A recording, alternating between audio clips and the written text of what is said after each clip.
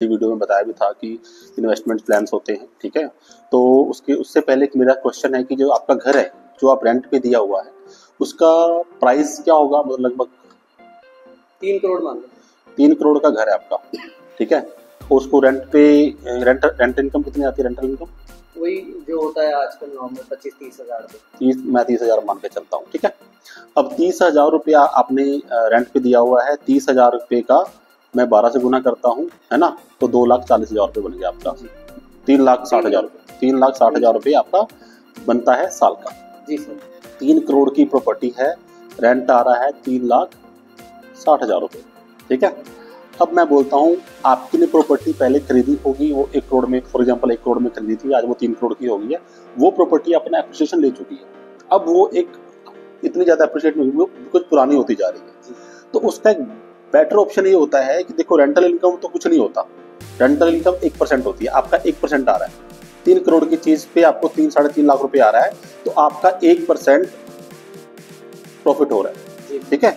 1% आपको उससे income generate हो रही है, जो कि नील बटे सन्नाटा है, ठीक है। और वो प्रॉपर्टी आपने 1 करोड़ की खरीदी थी, 3 करोड़ की हो गई है, अपना एप्रिसिएशन ले चुकी है। इसका सबसे बेस्ट इन्वेस्टमेंट क्या है कि आप उस प्रॉपर्टी को, क्योंकि एक तो आपके पास घर है ही है, उसको अपने रहने के लिए बनवाया हुआ है, इस प्रॉपर्टी को आप सेल कर दो। फॉर एग्जांपल 3 करोड़ की प्रॉपर्टी है, 3 करोड़ में मैंने बेच दिया।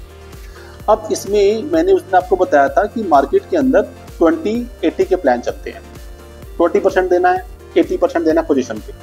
अब मैं मान लो 20%, फॉर एग्जांपल एक प्रॉपर्टी है, उसका 2 करोड़ का रेट है, 2 करोड़ का 20% 40 लाख रुपए मैंने दे दिया, या मैं 30% 30-70 का प्लान लेता हूँ, ठीक है। 30% उसका 60 लाख रुपए बनता है, 3 करोड़ में से मैंने 60 लाख रुपए दिया, है ना। तो मैंने 60-60 लाख के ऐसे 3 प्रॉपर्टियां अलग अलग खरीद ली। ऐसे ऑप्शन और भी है मार्केट में, 1, 2, 3, 4, है ना। तो मैंने अलग अलग जगह पे जाके 60-60 लाख की 5 प्रॉपर्टियों पे इन्वेस्ट कर दिया। ओके, ठीक है। ये 5 खरीद लो या 3 खरीद लो, चलो 5 खरीद सकते हो आप 3 करोड़ में।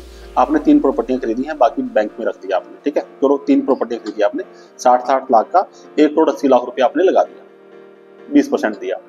अब वो प्रॉपर्टी आपको 3 से 4 साल के अंदर मिलेगी, ठीक है।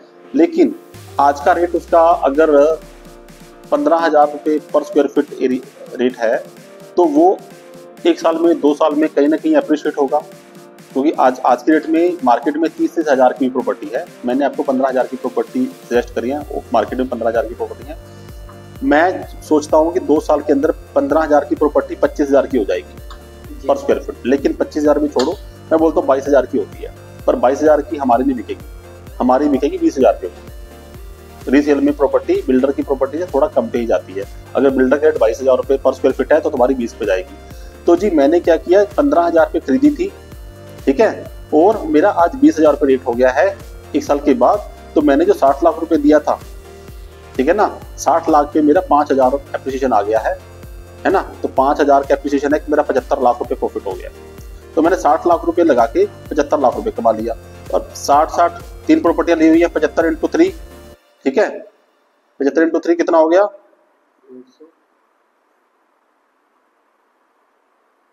2 करोड़ 65 लाख रुपए। तो आपने 2 करोड़ 65 लाख रुपए कमा लिया। रेंटल में आप कमाते थे 1 साल में, या 1 साल में मान लो आपने 3,60,000 रुपए कमाया, 2 सालों में 7,20,000 रुपए कमाते, है ना। 7-8 लाख रुपए आपने कमाना था 2 साल में, यहाँ पे आपने 2 साल में या 1 साल में जैसे ही 20,000 रुपए हुई, 1 साल भी हो सकती है, 2 साल भी हो सकती है। तो 2 साल में अगर मैं बढ़ा लेके चलता हूँ, लेके चलता हूँ कि 2 साल में होगी, तो 2 साल में आपने 2 करोड़ 65 लाख रुपए कमा लिया, जो कि रेंटल इनकम से बहुत ज्यादा है, ठीक है ना। तो ये बहुत अच्छा ऑप्शन है मार्केट में, अगर आपके पास आज की डेट में पैसा है।